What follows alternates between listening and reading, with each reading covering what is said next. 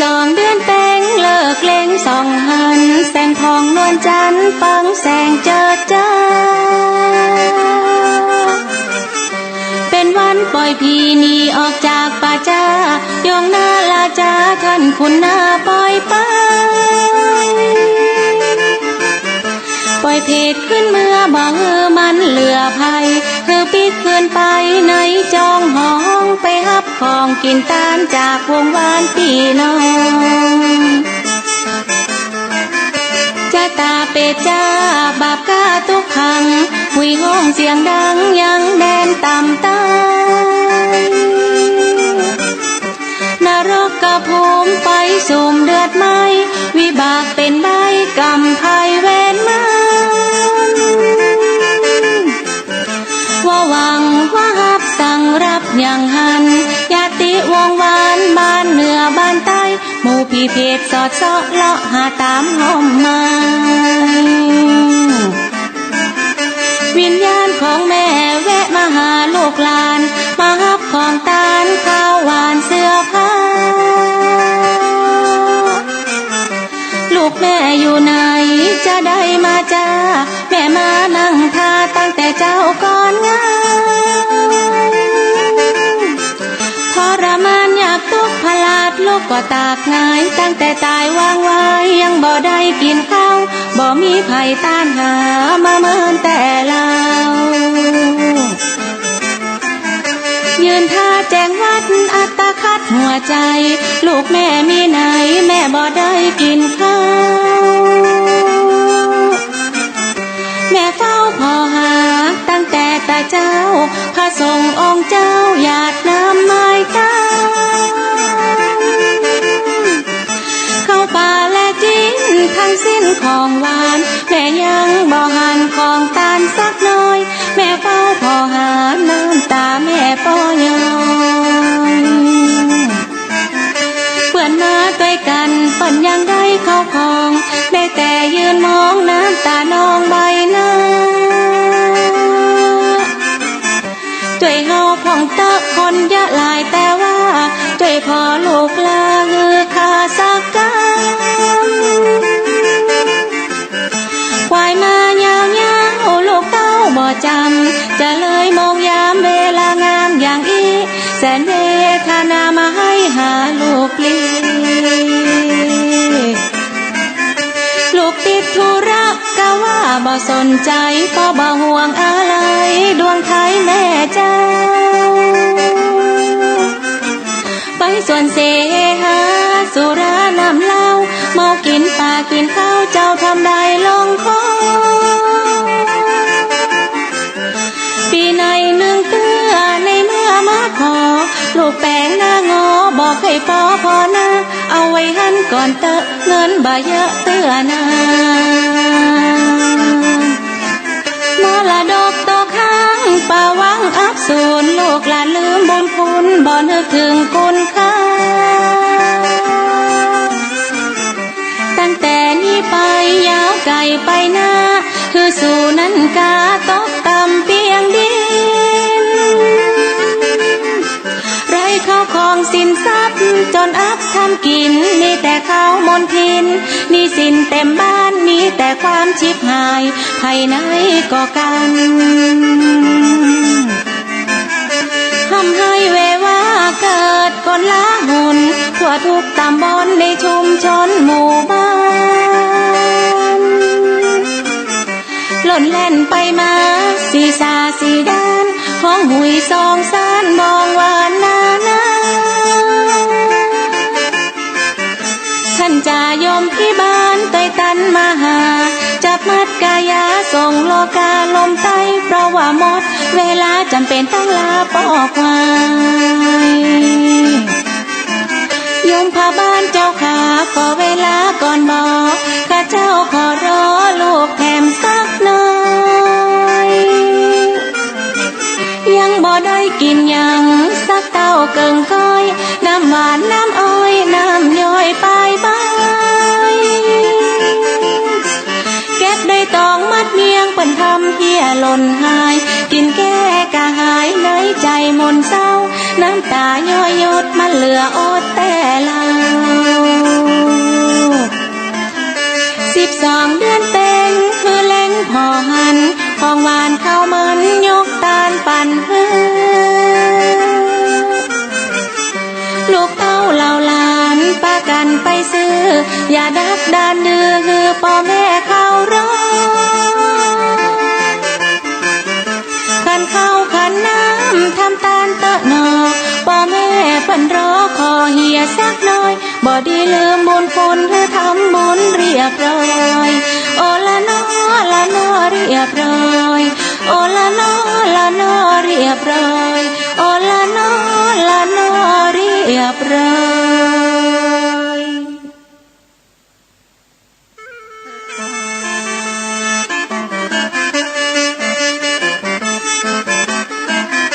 12 เดือนเต็งเลิกเล่งส่องหันแสงทองนวลจันทร์ฟังแสงเจิดจ้า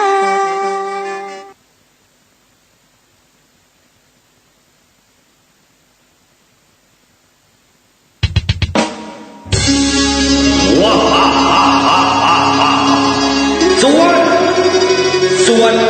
วันนี้เป็นวันสิงห์ใหญ่12 ปีพวกเจ้าไปปล่อยวิญญาณสัมภเวสีเพื่อไปหาของกินของนั่นเดี๋ยวนี้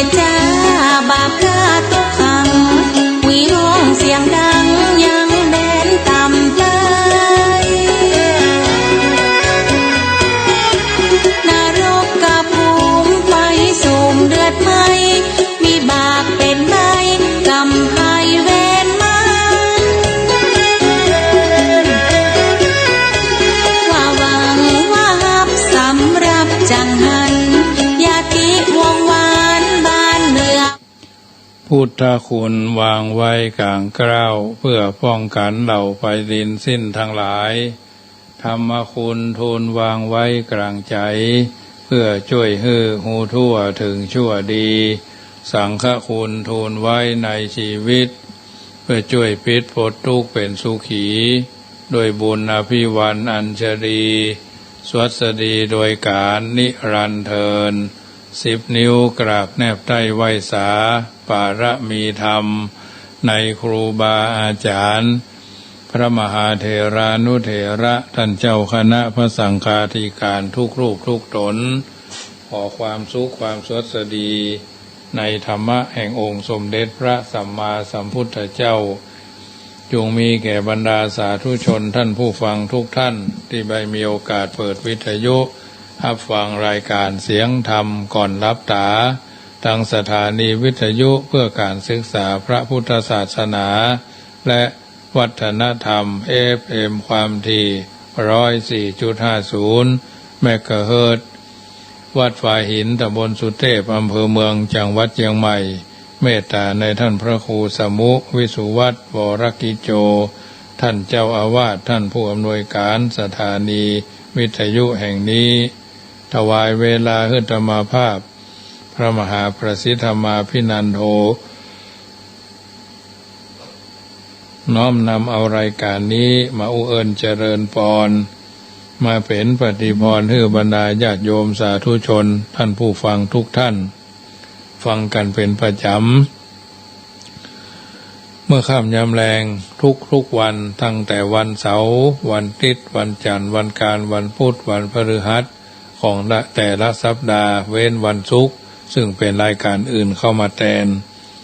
วันนี้ก็เช่นเดียวกันเป็นค่ำแรงของวันพุธที่26เดือนยี่เหนือออกหรือขึ้น2 ค่ำหลังจากที่เราได้ประพฤติปฏิบัติไปกินไปทานกินเหนือทานใต้เกี่ยวกับงานทำบุญทอดกฐินเป็นระยะเกือบจะสุดจะซอยนับตั้งแต่วันนี้ไปจนถึงวันที่8ก็เป็นวันสิ้นสุดแห่งการทอดกฐินตั้งแต่วันที่11พฤศจิกาถึงวันที่8ธันวา11ธันวาถึง8พฤศจิกา1 เดือนพอดีแห่งการทำบุญทอดกฐินเป็นมหาทานเป็นมหากาลเวลาโดยตันก็ตันบ่ตันก็แล้วไปบางวัดก็แล้วไปแล้วก็ยังแขวนน้อยบางวัดก็ยังบ่มีเจ้าภาพเลยนะอย่างวันที่30นี่จะถึงนี้ญาติโยมท่านใดใครทำบุญกฐินตกค้าง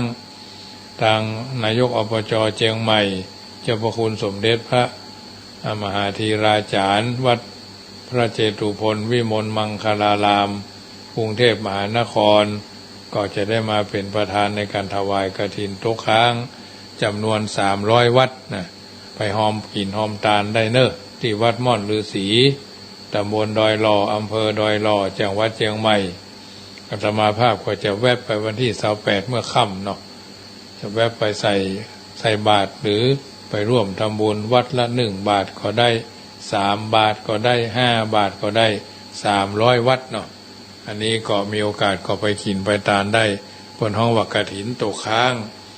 หลายปีมาที่เขาไม่ได้ทำเพื่อนก็มีการถวายวัดละ30,000 ไว้ก่อนญาติโยมไปห้อมไปกินไปทานก่อนยังแควนน้อยก็ยังทำขยับขยื่นอาตมาภาพก็เคยไปฮับเหมือนกันในจำนวนนี้300 กว่าวัดหายมาเมินน่ะก่อนกับบริษัทกระทิงแดงคนมาเป็นต้นเป็นประธานตั้งแต่โควิดมาก็เคลื่อนย้ายย้ายเปลี่ยนเจ้าภาพใหม่ฉะนั้นอันนี้มีโอกาสได้สร้างเปิดห้องว่าได้นำบำเพ็ญบุญถ้าเอาทำวัดละ100ก็300 วัดก็300 บาท1,200 วัดก็600 บาทก็แล้วแต่เฮานะ3 บาท5 บาท7 บาท10 บาทหรือ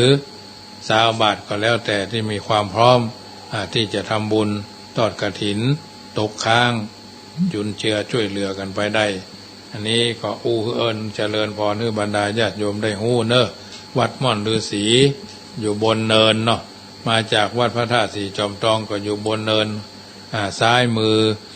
ไปจากเชียงใหม่ก็อยู่ขวามือเนาะไปยูเทิร์นไก่น้อยเนอะก็ยูเทิร์นไก่น้อยถ้าจากเชียงใหม่นี่นะถ้ามาจากวัดพระธาตุสีจอมทองนี่ก็ใกล้น้อยอันนี้ก็แล้วแต่มีโอกาสเนอะไปกินไปทานธรรมาภาพก็จะถ้าบอกวัด300ก็วัดละ3 บาท5 บาทก็แล้วแต่เฮาเนาะเอามีกำลังทรัพย์แล้วก็มีศรัทธาที่จะทำก็คือทำค่ำแรงวันนี้พร้อมแล้วจะได้นำพาญาติโยมกราบพระไหว้พระโยขันแก้ว5 โกฐากแล้วก็เจริญพุทธมนต์สักเล็กน้อยธรรมะคือบรรดาญาติโยมได้ทราบพร้อมแล้วกราบ1กราบ2กราบ3กราบ4กราบ5อะระหังสัมมาสัมพุทโธภควาพุทธังภควันตังอภิวาเทมิกราบสวากขาโตภควตาธัมโมธัมมังนัมมัสสามิกราบสุปฏิปันโนภควโตสาวกสังโฆสังฆังนามามิกราบมาตาปิตุคุณังอหังวันตามิกราบคุณูปการีวันตามิกราบพระพุทธกราบพระธรรมกราบพระสงฆ์กราบระลึกถึงคุณพ่อคุณแม่กราบระลึกถึงคุณของครูบาอาจารย์ต่อไปก็โยขันแก้ว5 โกฐากเนอโยสันเนสิโนวาลาโพธิโมเลมาลังสเสนังมหันติง วิจัยโยสัมโพธิมากันจริงว่าอนันตัญญาโนโลกุตตโมตังปันนามามิพุทธังอตังกิโกอริยปโตจะนานังโมคปเวสายะอุจุกามโกอายังสันติกโลตุตัสโสนายโยปนิยานิโกตังปันนามามิธัมมังสังโฆวิสุทโธวรตะขินายโยสันตินทานิโยสัปปะมาลาปะหิโนคุเนหิเนเกหิสมิธิปโตอนาสโวตังปันนามามิสังฆังนามามิพุทธังกุณาสากลันตังนามามิธัมมังมุนิราชเดสิตังนามามิสังฆังมุนิราชสาวกังนามามิกัมมัฏฐานังนิพพานาทิกโมปะยังนามามิกัมมัฏฐานะตายากาจาริยังนิพพานามกุเทสกังอัจจโยโนพันเถอัจจกมายะถาพลังยะถามูลหังยะถากุสลังเยมะยังพุทธธรรมสังฆกัมมัฏฐานะตายากาจาริยสังฆเตสุปัญจรัตเนสุอาทิเทวะปัจจุปันเนวะอวิวายะทิวาระโหวากายเยนวาวาจายะวามนัสสาวาปะมาตานการวามการิมาเตมะยังอาจายังอาจายโตปฏิสวายาถาธรรมังปฏิกโรมาเตสังโนปันเตพุทธาติรัตนะปัญจกังอนุกัมปังอุปาทายะอาจายังอาจายโตปฏิคันหันตุขมันตุอายะติงสังวรยามะอายะติงสังวราสีอายะติงสังวริสามานะภูเนวังปฏิกาลิสามาพุทธปูจามหาเถจาธรรมปูจามหาปัญญาสังฆปูจามหาราภาปูจาละเหปูจายะโตพุทเถยะทิวาสาวะเกปะปัญจสมาธิกันเตติเนโสกะปริเทเวเทตาทิเสปูจายะโตนิพุตโตอาคุโตอานิพุตเตอาคุโตภเยนะสักกาสปุญญาสังฆตุงอิเมตามาภิเกนะจิอิมินาอาคิตุปะภูภาราชาปูจากาลวะกะเมนะเมตยะพุทธสัทธสานัญจลภามหาเสยวานุปัจจโตพุทโธเมตโยเทวะภูจิโตสังสะเลสังสารันโตปิอาปะเยนะขมามหาเสนิพพานปัจจโยโหตุโนนิจจังนะโมตัสสะภะคะวะโตอะระหะโตสัมมาสัมพุทธัสสะนะโมตัสสะภะคะวะโตอะระหะโตสัมมาสัมพุทธัสสะนะโมตัสสะภะคะวะโตอะระหะโตสัมมาสัมพุทธัสสะพุทธังสรณังคัจฉามิธัมมังสรณังคัจฉามิสังฆังสรณังคัจฉามิทุติยัมปิพุทธังสรณังคัจฉามิทุติยัมปิธัมมังสรณังคัจฉามิทุติยัมปิสังฆังสรณังกัจจามิตาติยัมปิพุทธังสรณังกัจจามิตาติยัมปิธัมมังสรณังกัจจามิตาติยัมปิสังฆังสรณังกัจจามิสรณะกัมมนังพุทโธสัพพัญโยตยานโนธัมโมโลกุตโลนะวะสังโฆมะคะภะละโตจะอิเจตังรัตนะตยังเอตัสสะอนุภาเวนะสัพพะอันตรายโยวินาสันตุโนยัสสานุสรเนนะปิอันตาลิเขปิปานิโน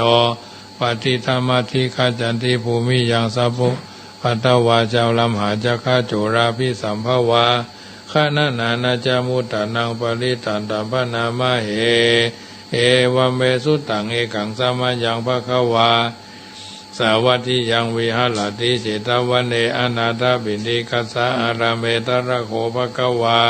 ภิกขุอามันเตสิภิกขโวติปทันติทิเตภิกขุภควโตปัจจโสสุงภควาเอตัตโวจะโอตบุพังภิกขเวเทวาสุรสังฆโมสมุพยุนลาโหอาโหสิอัตตโขภิกขเวสโกเทวานามินโดเทเวตาวะติงเสอามันเตสิสเจมาลิสาเทวานังสังฆามคัฏฐานังอุปชัยยะพยังวาจัมพิทัตตังวาโลมหังโสวามะเมวัตสมิงสมัจเจตังทัจคังอุโลกายธรรมมังหิโวทัจคังอุโลกายตังยัมภวิสติพยังวาจัมพิทัตตังวาโลมหังโสวาโส ปาหิเยสติโนเจเมทัจจคังอุโลกายทะอัตถปัจจาปฏิสะเดวราชสาทัจจคังอุโลกายทะปัจจาปฏิสะหิโวเดวราชสะทัจจคังอุโลกายตังยัมภวิสติพยังวาจัมพิตตังวาโลมหังโสวาโสปาหิเยสติโนเจปัจจาปฏิสะเดวราชสะทัจจคังอุโลกายทะอัตถะวาลุนัสสะเดวราชสาทัจจคังอุโลกายทะวาลุนัสสะหิโวเดวราชสาทัจจคังอุโลกายตังยัมภวิสติพยังวาจัมพิตตังวาโลมหังโสวาโส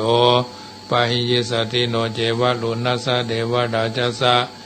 ทัจจคังอุโลกายทะอัตถะอิสานัสสะวะเดวราชสะทัจจคังอุโลกายทะอิสานัสสะหิโวเดวราชสะทัจจคังอุโลกายตังยัมภวิสติพยังวาจัมพิตตังวาโลมหังโสวาโสปะหิยิสติติตังโคปนะภิกขเวสกัสสวะเดวานะมินทัสสะทัจจคังอุโลกายตังปัจจาปฏิสวะเดวราชสะทัจจคังอุโลกายตังวาลุนัสสวะเดวราชสะทัจจคังอุโลกายตังอิสานัสสวะเดวราชสะทัจจคังอุโลกายตังยัมภวิสติพยังวาจัมพิตตังวาโลมหังโสวาโสปะหิเยทะปิโนปิปะหิเยทะตังกิสาเหตุสโกหิภิกขเวเดวานะมินโทอวิตระอวิตระโคอวิตโทโสอวิตรโมโหภิรุจัมปีอุตราสีปรายิติอาหันจะโคภิกขเวเอวังวัฏามิสัจเจตุมากังภิกขเวอรัญญคตานังวาลูกขมูรคตานังวาสุญญาคาระคตานังวาอุปัชฌยพยังวาอโลมหังโสวะสุญญาคาระคตานังวาอุปัชฌยพยังวายัมพิตตังวาโลมหังโสวามะเมวัตสมิงสมะเยอนุสรตาอนุสรายาทาอิติปิโสภะคะวะอะระหังสัมมาสัมพุทโธวิชาจารณะสัมปันโนสุขโตโลกวิโตอนุตตโรปุริสธรรมสารติสัทธเทวมนุสานังพุทโธภะคะวะติมะมังหิโวภิกขเวอนุสรตังยัมภวิสติพยังวาจัมพิตตังวาโลมหังโสวาโสปะหิยิสติตังโนเจมังอนุสรายาทะอัฏฐธัมมังอนุสรายาทะสวากขาโตภะคะวะตาธัมโมสันติติโกอากาลิโกเอหิปัสสิโกโอปนะยิโกปัจจตังเวทิตาโพวิญโยหิติธัมมังหิโวภิกขเวอนุสรตังยัมภวิสติพยังวาจัมพิตตังวาโลมหังโสวาโสปะหิยิสติโนเจธัมมังอนุสรายาทะอัตถสังฆังอนุสรายาทะสุปฏิปันโนภะคะวะโตสาวกสังโฆอุจุปฏิปันโนภะคะวะโตสาวกสังโฆยายาปฏิปันโนภะคะวะโตสาวกสังโฆสามีจิปฏิปันโนภะคะวะโตสาวกสังโฆยะทิทังยัตถาลิปุริสายุคานิอัฏฐะปุริสาภุคลายสาภะคะวะโตสาวกสังโฆอาหุนยโยปาหุนยโยทักขินยโยอัญชลีกาลานิโยอนุตตรังปุญญเขตังโลกัสสติสังฆังหิโวภิกขเวอนุสรตังยัมภวิสสติพยังวาจัมพิตตังวาโลมหังโสวาโสปะหิยิสติตังกิสาเหตุตถาคโตหิภิกขเวอรหังสัมมาสัมพุทโธวิทาระโควิทาโตโสวิทาโมโหอภิรูอจัมปิอนุตตราสีอปรายิติอิธามโวจาภะคะวะอิทังวัตวนาสุขโตอัฏฐาปารังเอตตะโวจาสัทธาอรัญเยลุขมุเรวาสุญญาคาเลวะภิกขโวอนุสเรทาสัมพุทธังพยังตุมากาโนสิยาโนเจพุทธังสรายาทาโรกาเจตังนาราสพังอัตถธัมมังสรายาทานิยานิกังสุเตสิตังโนเจธัมมังสรายาทานิยานิกังสุเตสิตังอัตถสังฆังสรายาทาปุญญเขตังอนุตตรังเอวัมพุทธังสรันตานังธัมมังสังฆัญจภิกขโวพยังวาจัมพิทัตังวาโลมหังโสนะเหสติติทัจจกสุตังนิทิตังยันตุนิมิตังอาวามังคลัญจโยจามนาโพสกุณาสัสสะโตปะปะกะโหตุสุปินังอกันตังพุทธานุภาเวนะ วินาศเมนตุยันตุเนเมตังอวามังกลัญจโยจามนาโปสักขุนาสัสสะโตปะปะกะโหตุสุปินังอาการตังสังขานุภาเวนะวินาศเมนตุเอวัมพุทธังสลันตานังธัมมังสังเอวัมพุทเอวัมเมสุตังเอกังสัมมัญญังภะคะวาสาวัตถิยังวิหารติเจตวันเนอนาถาบินดิกัสสะอาราเมตระโคภะคะวาภิกขุอามันเตสิภิกขโวติปะทันเตติเตภิกขุ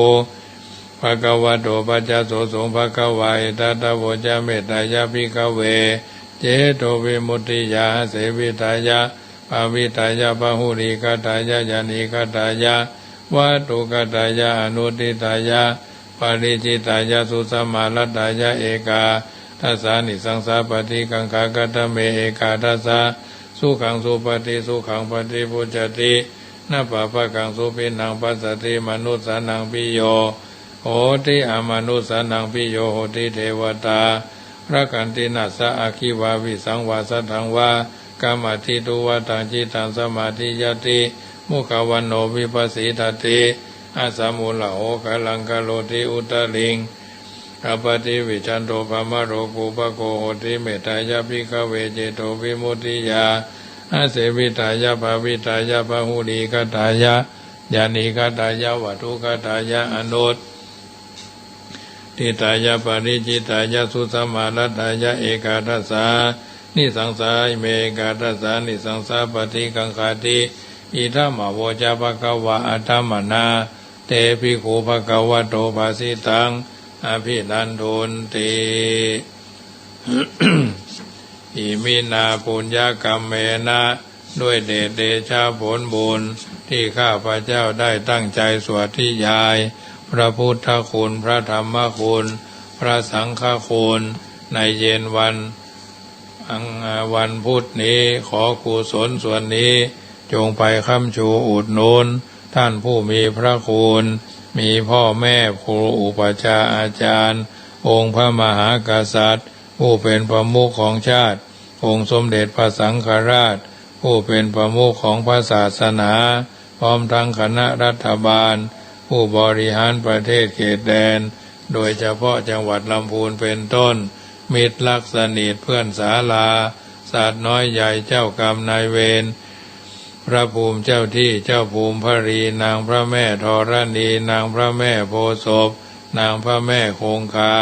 พระยายมราชนายนิริยบาลท้าวจตุโลกบาลทั้งสี่สิริคุตอามาตย์ชั้นจตุมหาราชิกาเบื้องบนจนถึงที่สุดรอบมาเบื้องต่ำตั้งแต่อเวจีนรกขึ้นมาจนถึงมนุษย์โลกโดยรอบสุดขอบจักรวาลท่านทั้งหลายที่ได้รับความทุกข์มีพ่อแม่พี่ป้าน้าอาลุงปู่ย่าตายายพร้อมทั้งสรรพสัตว์ทั้งหลายและสรรพเปรตทั้งหลายก็ขอให้ท่านได้พ้นจากทุกข์ท่านทั้งหลายที่ได้รับความสุขก็ขอให้สุขยิ่งขึ้นไปด้วยเดชเดชะผลบุญที่ข้าพเจ้าตั้งใจให้ไปนี้จงเป็นตบะเดชะเป็นภรวะปัจจัยเป็นอุปนิสัยนำส่งให้ข้าพเจ้ามีความสุขความเจริญและเกิดปัญญาญาณทั้งชาตินี้และชาติหน้าตลอดปัจจุบันชาติอย่างยิ่งจนถึงความพ้นทุกข์คือพระนิพพานในอนาคตการเบื้องหน้าโน้นเทินเอาละญาติโยมท่านสาธุชนทุกคนทุกท่านได้ยินได้ฟังการสังวาสสวดที่ยายพุทธคุณธรรมคุณสังฆคุณเรียบร้อยต่อไปก็จะได้อู้ธรรมะอันเป็นปฏิพรให้บรรดาญาติโยมได้นำไปปรับใช้เดินทางชีวิตโดยมีสิ่งที่เป็นมงคลกับตัวกับตนเฮาเป็นลำดับไป ค่ำแรงวันนี้ก็จะได้อู้เรื่องขุมบุญสมบัตินะบุญยนิธินะขุมบุญสมบัติขุมบุญสมบัติในที่นี้ก็ถือว่าเพิ่นบอกว่านิทิงนิเทติปุริโสคัมภีเรอุทกันนิทิงนิเทติป ปุริโสคัมภีเรอุทกันติเกเป็นต้นมีเนื้อความภาษาไทยว่าบุคคลฝังขุมทรัพย์ไว้ในที่ลึกถึงประมาณน้ำด้วยตั้งใจว่าเมื่อมีความจำเป็นทรัพย์นี้จะเป็นประโยชน์แก่เราธรรมดาขุมทรัพย์ที่เขาฝังไว้ในโลกก็เพื่อป้องกันการถูกริบเป็นของหลวงพ่องป้องกันโจรลักพ่องเอาไว้ใช้หนี้พ่องเอาไว้ใช้เวลาเข้ายากมากแพงพ่องเอาไว้ใช้ในคราวเกิดภัยอันตรายพ่องแถมอย่างหนึ่งบุญนิธิได้แก่ขุมทรัพย์ที่เกิดจากสมบัติหรือคุณธรรมที่เก็บรวบรวมปลูกฝังไว้ในตน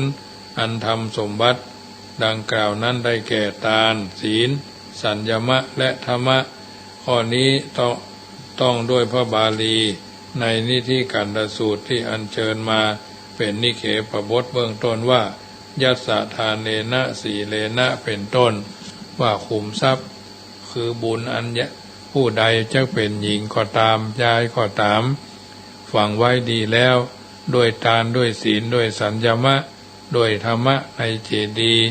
ในสงฆ์ในบุคคลในแขกในพ่อในแม่หรือในพี่อ้ายชายในพี่ชายพี่สาวก็ตามทีดังนี้พระบาลีนี้มีคำอธิบายว่าทานหมายถึงการการประพฤติธรรมศีลหมายถึงการบล่วงละเมิดความผิดทางกายและวาจาได้แก่ศีลห้าศีลแปดศีลสิบและศีลในพระปาติโมกข์ทั้งมวลรู้ส่วนสัญญมะนั้นหมายถึงความสำรวมระวังอินทรีย์ตาหูจมูกเป็นต้นรวมถึงการสำรวมระวังมือระวังเท้าระวังกำอู้โดยปริยายอย่างสูงสัญญมะนั้นหมายถึงการ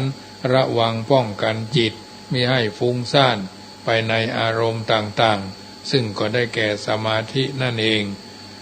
สำหรับธรรมะนั้นหมายถึงการข่มกิเลสคือการทำให้กิเลสสงบระงับ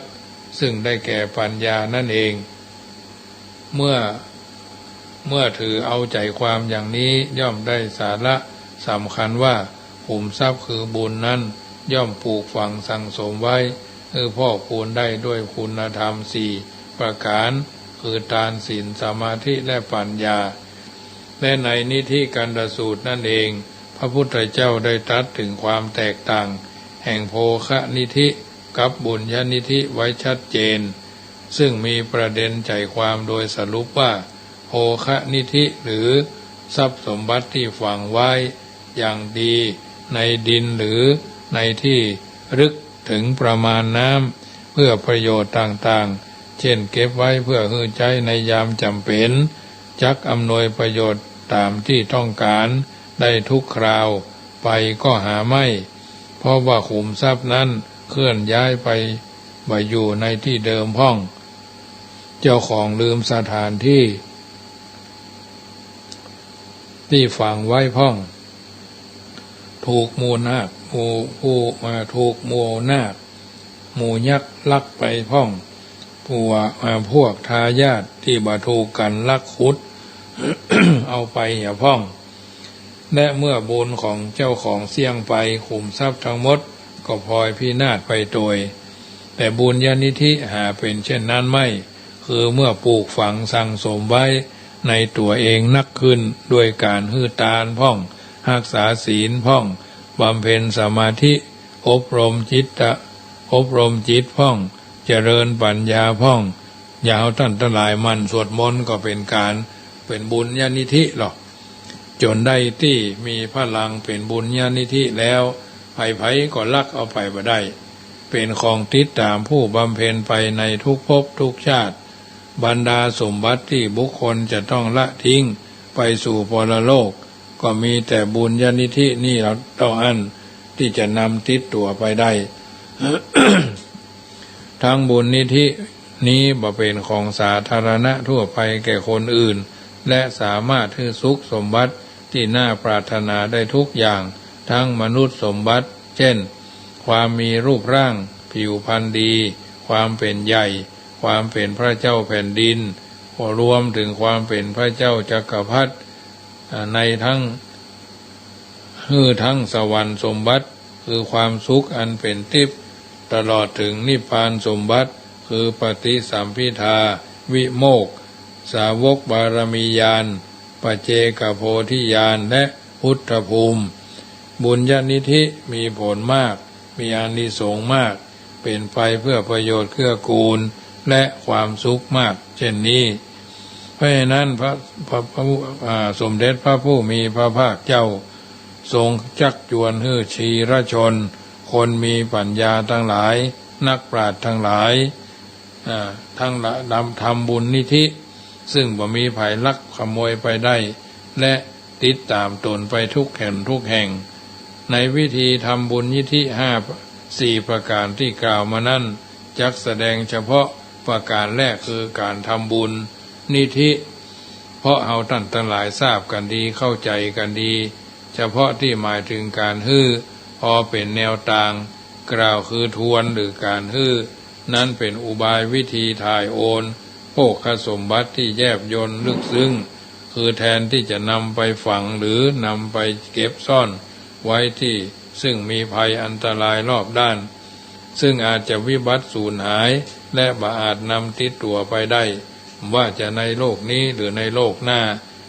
ทั้งจะบัติดตามเจ้าของไปสู่ปรโลกเลยท่านก็แนะนำถ่ายโอนเสียด้วยการบริจาคเมื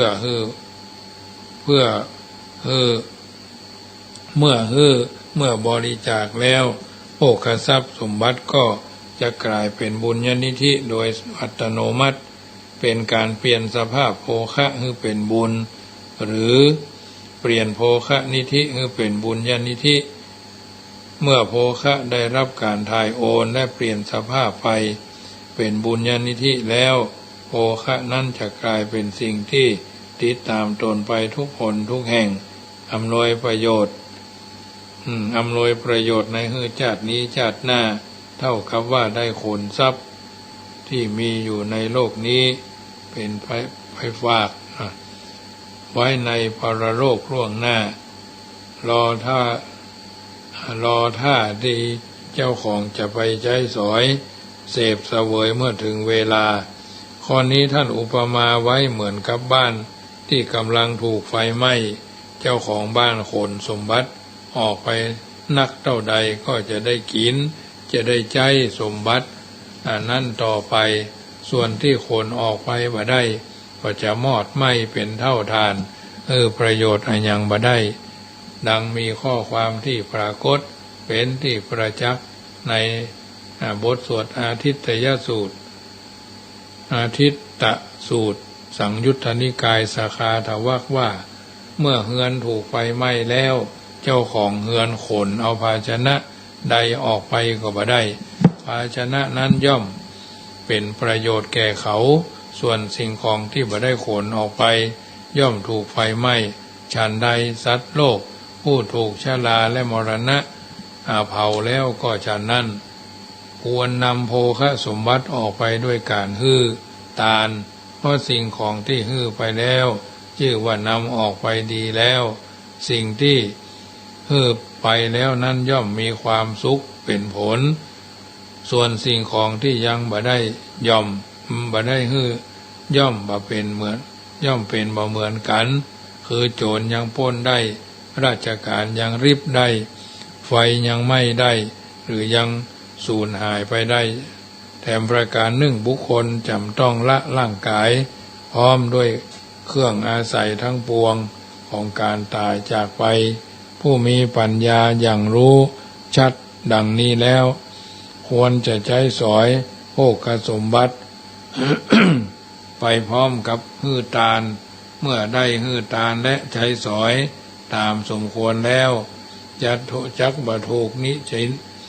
จักบ่ถูกติฉินฟังพึงเข้าถึงสถานที่อันเป็นแดนสวรรค์ได้ ดังนี้ตามเนื้อหาแห่งอาทิตตสูตรเนี่ยย่อมข้อพึงคิด ชัดเจนว่าผู้แสวงหาโภคสมบัติได้แก่ไล่แล้วควรบริโภคจัดการโภคสมบัตินั้นโดยการบริโภคใจสอยและหือตาลทำเช่นนี้จึงจะเหมาะสมและถูกต้องตามธรรมนอกจากนี้ในหลายพระสูตรแสดงเนื้อความว่าพระองค์สมเด็จพระสัมมาสัมพุทธเจ้าได้ตรัสถึงการบริการจัดการโภคสมบัติไว้เป็นต้นว่าใช้เลี้ยงตนเองเลี้ยงพ่อเลี้ยงแม่เลี้ยงภรรยาบุตรธิดาเลี้ยงบริวารชนคนรอบข้างเป็นสุขเป็นต้นญาติโยมสาธุชนท่านผู้ฟังทั้งหลายนัยยะที่ได้กล่าวมาเนี้ยเมื่อเอาท่านทั้งหลายได้ล้มหายตายจากไปแล้วต้องทิ้งสมบัติที่เป็นโลกิยะนะอันเป็นที่จับต้องได้ไว้ในโลกถึงหมดเมื่อเอาเกิดมาในภพใหม่ก็จะขาดแคลนไปเสียทั้งหมดเป็นคนตกยากมาแต่กำเนิดทำมาหากินอันยังก็บ่ได้ผลเต็มที่ตกอยู่ในที่นั่งจนจะนั่งคนจนตลอดชีวิตทั้งนี้เพราะบ่มีอันยังที่จะอุปถัมภ์ขึ้นไปเกิดในที่ดีๆหรือได้สมบัติที่ดีๆเหมือนคนอื่นด้วยบ่ได้ถ่ายโอนโภคนิธิบุญญานิธิไว้แต่หนหลังเมื่อครั้งเกิดเป็นมนุษย์ก็จะพอจะจำได้เข้าโครงแต่บ่ได้ทำไว้เป็นประการสำคัญการบริจาคทรัพย์หน่วยงานองค์กรหรือตั้งเป็นกองทุนนิธิก็เป็นสิ่งที่ดีเพราะฉะนั้น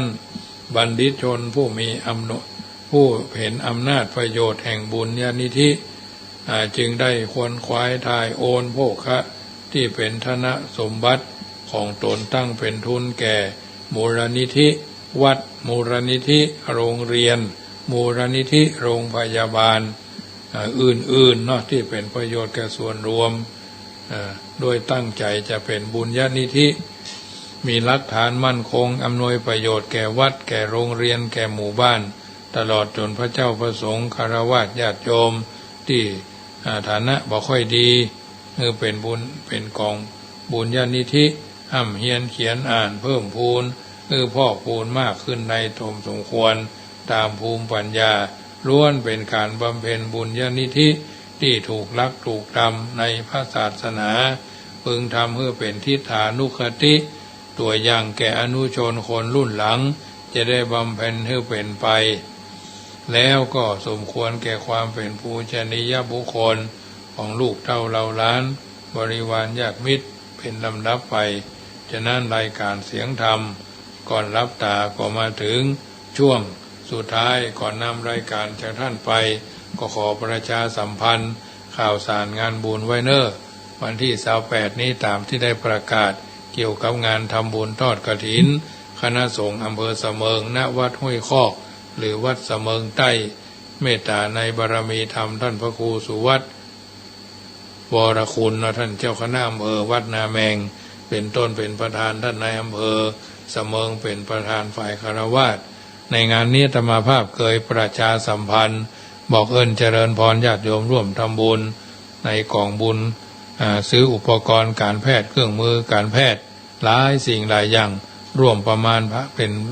เกือบหลายแสนหลายล้านอยู่เนาะซึ่งจะได้จัดซื้อจัดหาเข้าไปหรือโรงพยาบาลเพื่อนมีข้อกำหนดกฎเกณฑ์เอาไว้วันที่28นี่เวลา 13 นาฬิกาหรือบ่ายโมงครึ่งโดยประมาณก็ไปกินไปทานโดยกันได้อาตมาภาพก็จะเดินทางจากวัดค่ำประมาณ 9 โมง 10 โมงนี่แหละเพื่อจะได้ไปก่อนเวลาเห็นน้อยนึงวันที่29ก็ทอดกฐินวัดป่าบ่องส่วนกฐินเสมิงนี่อาตมาภาพได้ปิดรับสายบุญไปแล้วแต่โยมเขาหอมเข้ามาแถม 2,000 กว่าบาท 2,000 ป่ายเนาะอันนี้ก็แจ้งให้บรรดาโยมได้ทราบเนอะวันที่29จะไปถวายส่วนวันที่30ก็งานทำบุญยกชัดเจดีย์วัดสันปะยังหน่อมอำเภอเมืองละปูนนะถัดนั้นมาก็วันที่4ที่5วันที่4ร่วมทำบุญไถ่ชีวิตงัว3ตัวก็ได้นะตัวละ30 บาท3ตัวก็90 บาทกล่องบุญละ99 บาท น้องวัว3 ตัวจัดซื้อจากตรงจังการเชียงใหม่จะไปทำขวัญที่วัดโบกโคกน้อยเนอะนี่ก็เวลาเที่ยงวันพากันที่วัดโบกโคกน้อยเมื่อคืนพวกก็จะไปสมโภชพระไตรปิฎกที่วัดสวนดอกวันที่4รับวัวจากโรงฆ่าสัตว์ที่เชียงใหม่มาไว้ที่วัดจังกำเนาะอันนี้วันที่4เนอะวันที่5เจ้ามืดก็จะเดินทางไปถวายพระไตรปิฎกวัดหนองอ้อเนาะที่อำเภอป้าวเป็นวัดที่45 เล่มวัดที่2ก็วัดมงคลวารีอำเภอฝางเนาะเลยวัดพระบาทสาวาไปน้อยนึงก็เป็นวัดที่เป็นยังไม่เคยได้พระไตรปิฎกจะเป็นฉบับมหาจุฬาลงกรณราชวิทยาลัยพระไตรปิฎกนี่ก็มีแปลว่าตะกร้าเนาะ3 ตะกร้าพระวินัยพระสูตรพระอภิธรรมญาติโยมก็หอมได้เนอะคนละกองบุญละ99 บาทกองบุญ1มี3 ไตรปิฎกนะพระวินัยพระสูตรพระอภิธรรมเป็นที่ศึกษาเล่าเรียนของพระเนนเถรน้อยเป็นที่บรรจุพระพุทธวจนะคำสอนในทางพระพุทธศาสนาเพราะฉะนั้นค่ำแรงวันนี้ญาติโยมมีโอกาสก็ร่วมบุญร่วมกุศลกันได้เนอะที่0615476539พระป่าเสมิงนี่ปิดรับแล้วเนอะญาติโยมได้12,000 กว่าบาทเนาะญาติโยมที่แจ้งให้ญาติโยมได้ทราบ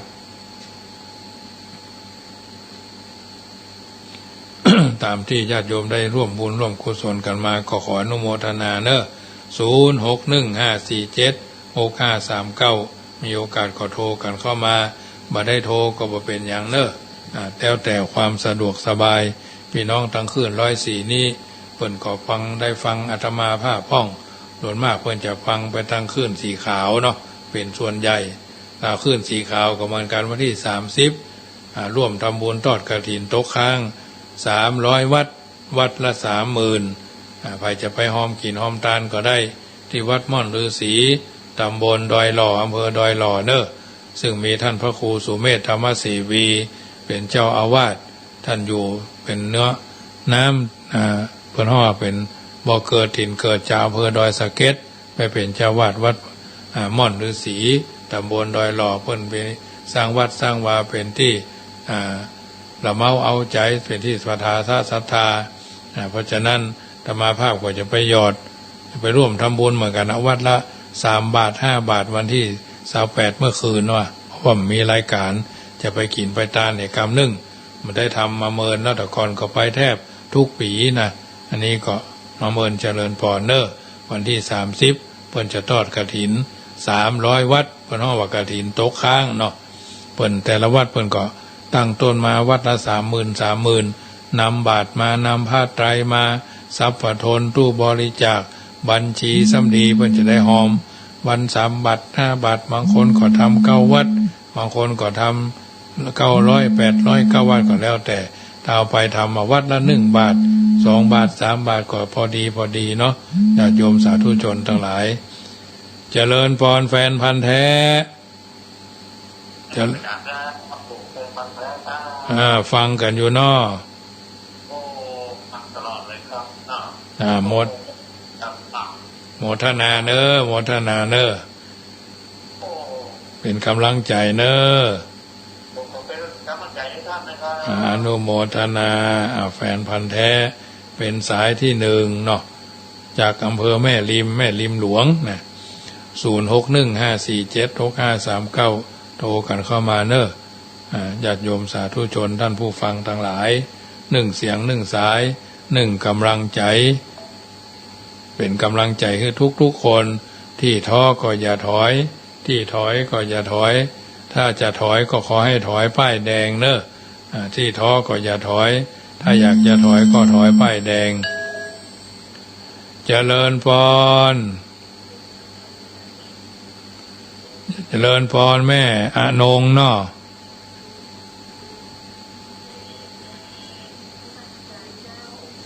เจริญพร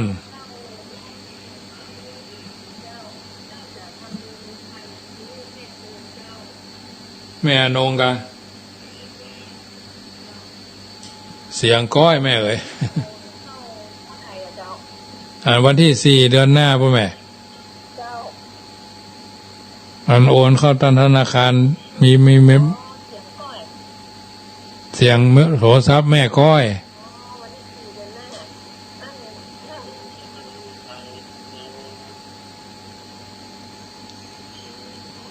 นเดี๋ยวก็โทรปิกเนาะเจ้าเลขบัญชีนี้แล้วเจ้า เจ้าจะได้แม่โทร7เจ้าโมทนาเนอเจ้าแม่อนงทากำเริดเนาะหนองช้างคืนอนุโมทนาเนอเสียงโทรศัพท์เปิ้นก้อยเนาะ0615476539โทรกันเข้ามาเนอะถ้าอยู่จุดไหนมงใดให้กินข้าทานส่วนใดตามสบายญาติโยมไม่เดือดร้อนตนเองเนาะไม่เดือดร้อนหมู่คณะก็ทำไปเถอะทางนี้ทางนั้นก็ร่วมด้วยช่วยกันเจริญพรแม่อำพรเจ้าเป็นกำลังใจข้าพเจ้าให้เจ้าเจ้าโมทนาเนอเจ้าเจริญพรแม่อำพร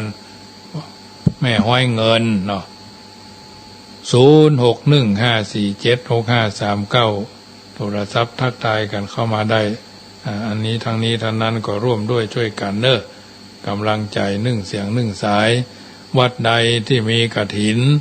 แล้วก็ขออนุโมทนาบางวัดเปิ่นก็ยังบ่ได้ต่อเตื้อก็ขอเป็นกำลังใจให้ทุกคนทุกท่านเนอะเจริญพรแม่นิดสันทรายฟังจุเนอฟังเป็นวันเจ้าเพื่อกำลังใจท่านพระครูนะเจ้าเจ้าอนุโมทนาเนอเจ้าเป็นเดียวเจ้าตัวไม่สมฤทธิ์แม่ครูเหรียญทองเจ้าฟังอยู่นะเจ้าได้อานิสงส์ได้ความหมายธงกฐินนะเนาะ